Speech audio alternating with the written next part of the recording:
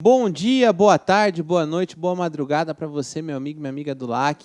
Nossa oitava aula, nosso oitavo encontro. Lei das eleições. Eu vou dividir esse encontro em duas partes, tá? Porque a lei a gente tem que ver com certo detalhe, que é uma das leis, ou se não, a lei mais importante a ser estudada para fins de concurso público. Primeiro eu falo que é a Constituição, depois a lei das eleições e depois a lei de partidos políticos, depois a ficha. Depois, no final do curso, eu faço uma espécie de revisão e aí eu indico para vocês assim uma sequência legal, depois que a gente estudar. Mas a lei das eleições, então, a lei 9.504 de 97, importantíssima porque sofreu uma mini reforma eleitoral, por isso que eu volto a falar, ela vai ser objeto de várias perguntas de concurso público. No final de 2013, essa lei sofreu uma espécie de mini reforma, aonde foram incluídas várias alterações. Inclusive, quero deixar bem claro que essas alterações elas não foram aplicadas nas eleições de 2014, em respeito ao princípio da anterioridade. Significa o quê? Significa que as alterações em matéria eleitoral só terão validade, só terão, aliás, vigência na próxima eleição se essas alterações forem um ano antes das eleições. Como se foram alterações no final, isto mesmo, no final de dezembro de 2013, não dava esse prazo, né, esse período de um ano. Então, somente nas eleições de 2016, salvo engano, é que aí poderemos ver a aplicação dessas mudanças. Mas isso não quer dizer que não vai ser cobrada a sua prova, porque vai, pode ter certeza disso. E aí, nós temos aqui que o primeiro ponto de umas eleições, vamos começar sempre, vamos partir do início, né?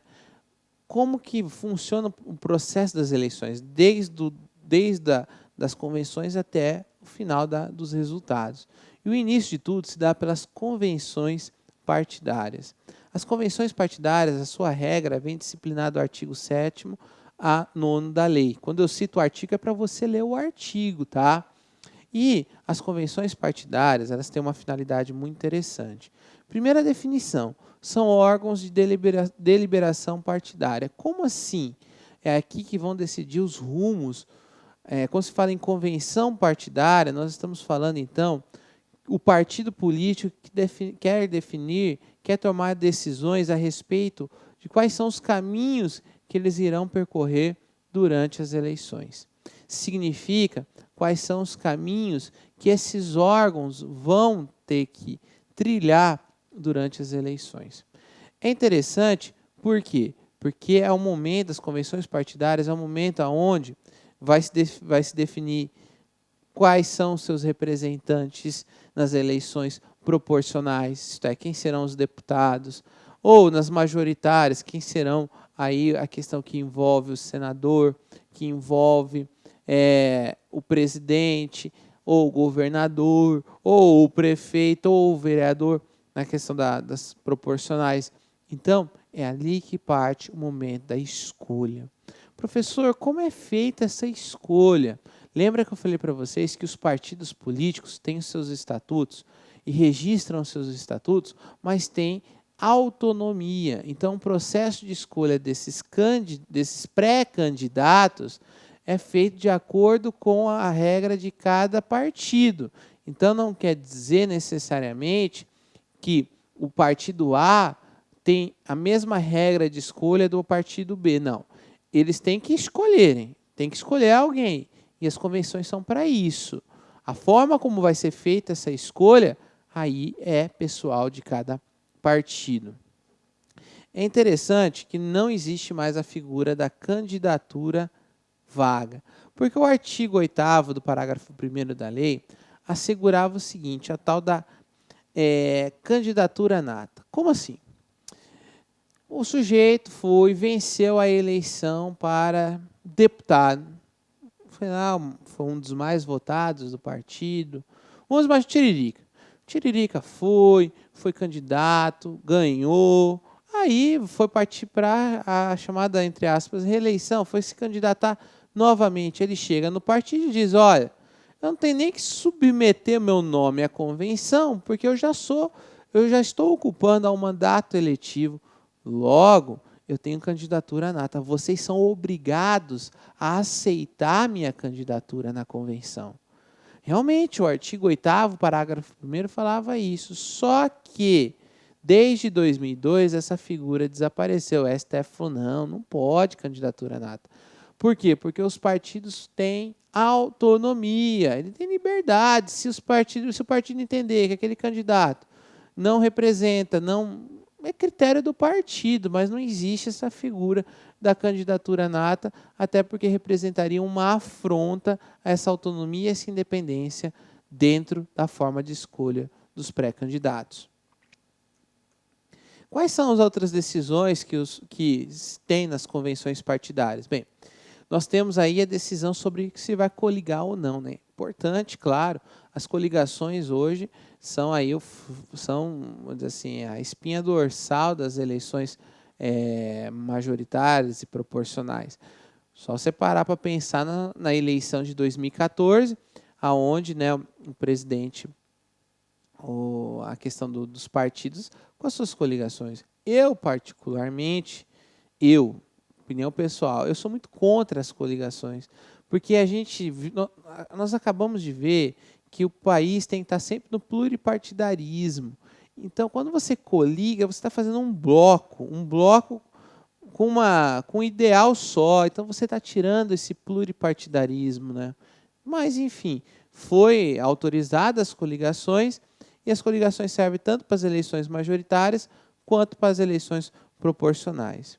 E aí, quando feita a coligação, não é mais o partido A que decide as coligações, aí é a coligação. Inclusive, quando feita a coligação vai ter um nome próprio, né?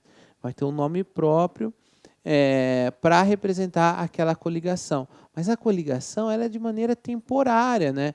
Ela não é um caráter permanente. A coligação ela serve até então, aquele momento daquela eleição, depois se desfaz. Na outra eleição, os dois partidos que se coligaram talvez se matem numa eleição futura. Mas é aquela história, né? É livre para isso. Qual é o momento de você poder realizar Desculpa, eu botei coligações, mas na verdade as convenções. Desculpa, eu botei coligação, mas é convenções. Elas são realizadas do dia 12 a 30 de junho do ano das eleições, conforme o artigo 8º. Aqui eu quero chamar a atenção para vocês o seguinte, do dia 12 ao dia 30 de junho, então, os partidos poderão, durante esse período, fazer as convenções partidárias para escolher quem serão seus candidatos. Professor, onde é feita? Qual é o local? Porque pensa só, professor, tem partidos que são enormes, né? Tem muitos filiados. Como é que é feito isso? Porque normalmente, professor, eu fui lá na sede de um determinado partido, nossa, é tão pequenininho, tão feio, né? E daí, como é que faz isso? Pode ser feito numa praça? Não. Na verdade, pode ser realizado em prédios públicos, tá? Aqui eu quero chamar a atenção de vocês o seguinte, que as convenções elas têm que ser realizadas, entre aspas, em portas fechadas. Por quê? Para não representar ato eleitoral. Porque se você faz uma convenção em praça pública, você já está clamando, você já está, de certa forma, produzindo propaganda eleitoral. Então, a ideia é que fique restrito às convenções exclusivamente para os seus membros, né? E aqui está o artigo 8º. A escolha de candidatos pelos partidos e a deliberação sobre coligações deverão ser feitas do período 12 a 30 de junho no ano em que se realizarem as eleições, lavrando-se a respectiva ata em livro aberto, rubricado pela Justiça Eleitoral, publicado em 24 horas, em qualquer meio de comunicação. Parágrafo 2º. Para a realização das convenções de escolha de candidatos, os partidos políticos poderão usar gratuitamente prédios públicos, responsabilizando-se por danos causados com a realização do evento. Então, vê que vai ser usado de maneira gratuita para fazer as convenções, desde que não cause dano. É uma pegadinha de prova, apesar de não ser se perguntar o texto da lei, o uso de prédio público é para as convenções de escolha de candidato, não fala de convenção, de coligação. Pois é, então tome cuidado. Quem fala que o uso do prédio público é para escolha de candidatos, não para decidir sobre coligações, conforme está disposto na lei. Mas na prática usam, né? Mas vamos ficar com o texto da lei. Professor, então peraí. Durante a convenção pode usar prédio público para fazer a escolha dos candidatos. Perfeito. O partido então pode usar, porque o partido é grande, talvez precise. Isso. Mas, professor, durante a campanha, pode usar bens públicos? O partido pode requerer o uso de bem público? Bem, aí vem a pegadinha de prova. Durante a campanha eleitoral, não pode. Pode sim durante a convenção, no período pré-eleitoral, mas não durante a eleição. Tanto que o artigo 73 da Lei das Eleições deixa bem claro o seguinte, são proibidas aos agentes públicos, servidores ou não, as seguintes condutas tendentes a afetar a igualdade de oportunidade entre candidatos nos pleitos eleitorais. Inciso 1. Ceder ou usar em benefício de candidato, partido político ou coligação, bens móveis ou imóveis pertencentes à administração direta ou indireta, União, dos Estados, do Distrito Federal, dos territórios, dos municípios, vírgula, ressalvada a realização de convenção partidária. Isso aqui costuma cair muito em prova. Para a convenção pode, mas durante a campanha eleitoral não pode.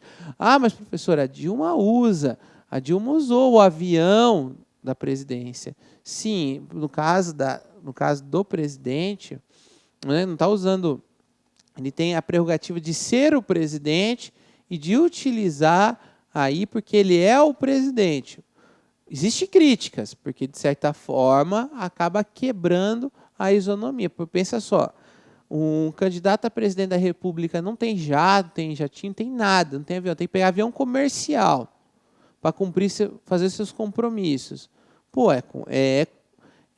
É muito mais difícil. Agora, quem tem um avião à sua disposição é muito mais tranquilo. Quebra a isonomia. Mas o sistema permite isso no caso do presidente. Propaganda, diz que a propaganda é a alma do negócio.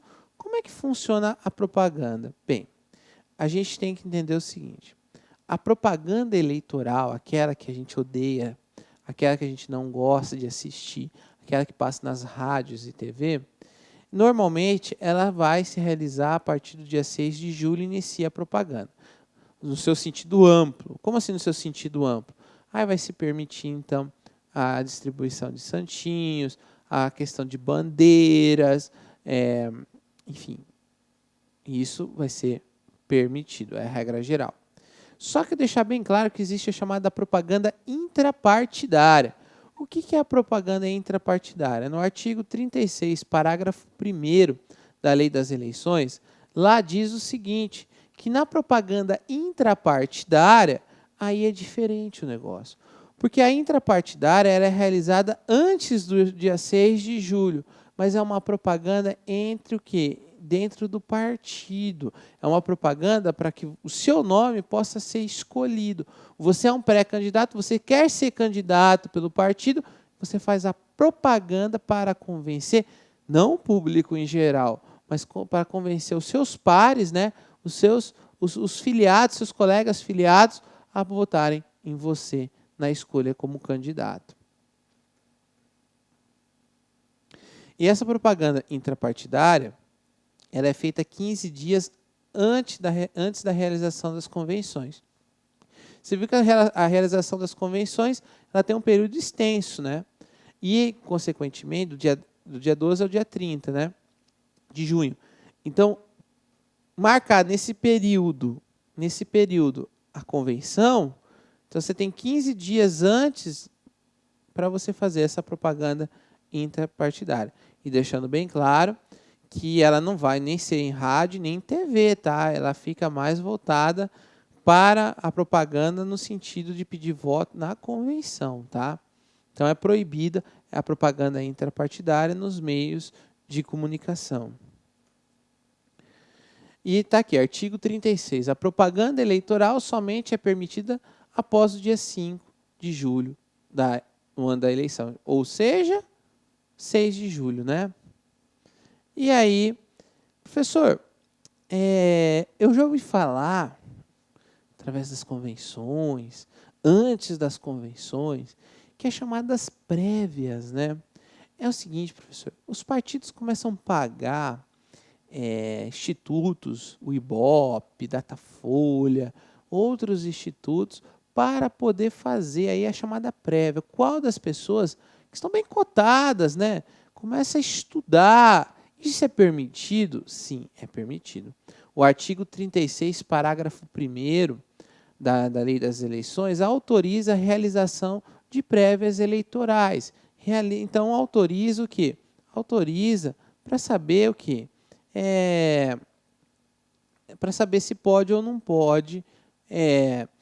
Aliás, autoriza saber, até para ter uma noção de qual candidato que o partido pode lançar que tem um nome mais aceito pela população. Não é uma espécie de propaganda, mas sim uma consulta, né? Tanto que o Tribunal Superior Eleitoral foi consultado a respeito disso, porque, enfim, para não gerar nenhum atrito, e foi dizendo que pode sim ser realizado a qualquer momento essas chamadas prévias, né? Então, quem decidiria era o partido. Então, o partido decidiria qual era o momento a ser realizado as prévias eleitorais. E está aqui, sobre o artigo 36, parágrafo 1º, que trata sobre a propaganda intrapartidária. Só para a gente fixar. Ao postulante à candidatura de cargo eletivo é permitida a realização na quinzena anterior à escolha pelo partido de propaganda intrapartidária com vista à indicação de seu nome, vedado o uso de rádio, televisão ou outdoor. Atas. Olá, meus amigos, minhas amigas, sou o professor Luiz Antônio de Carvalho do site lacconcurso.com.br. Gostou da aula do professor Pedro Silas? O professor Pedro Silas é o nosso professor especialista em regimentos internos e legislação específica. Quer continuar assistindo o restante dessa aula? Então convido você a acessar o nosso site, lacconcurso.com.br, e assistir esse módulo completo no site. Pode ter certeza que o LacConcursos é o melhor custo-benefício da internet. Forte abraço, fique com Deus. Clique Lac.